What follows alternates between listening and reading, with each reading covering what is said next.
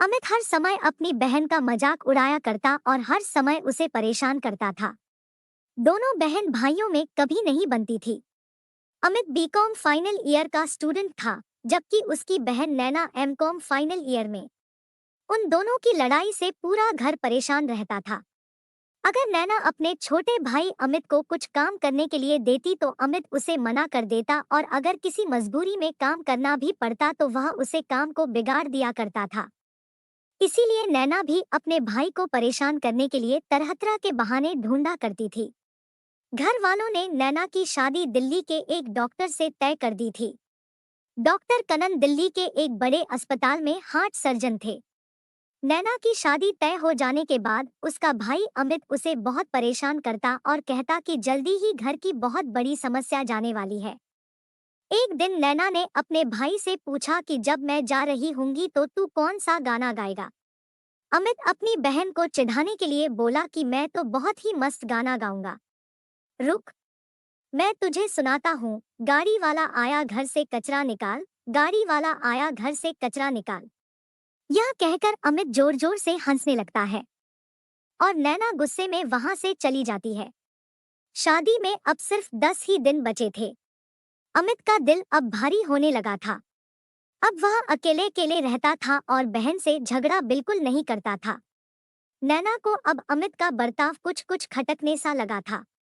उसे महसूस हुआ कि बात बात पर लड़ने वाला मेरा छोटा भाई अब इतना कटा कटा क्यों रहता है। अब मेरी हर बात चुपचाप क्यों सुन लेता है। जो काम करने के लिए देती हूँ उसे बिना नौटंकी किए कर देता है।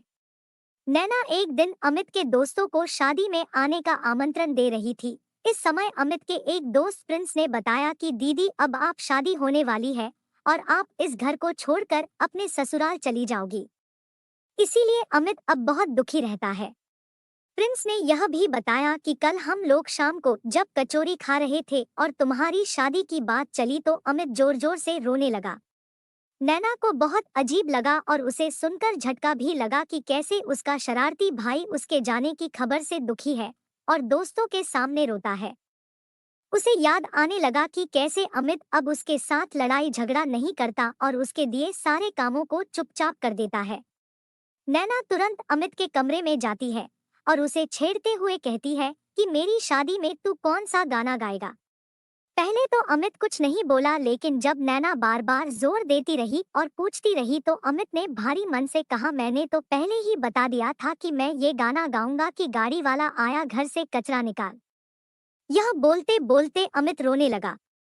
नैना उसके आंसू पूछता है और फिर खुद भी रोने लगती है।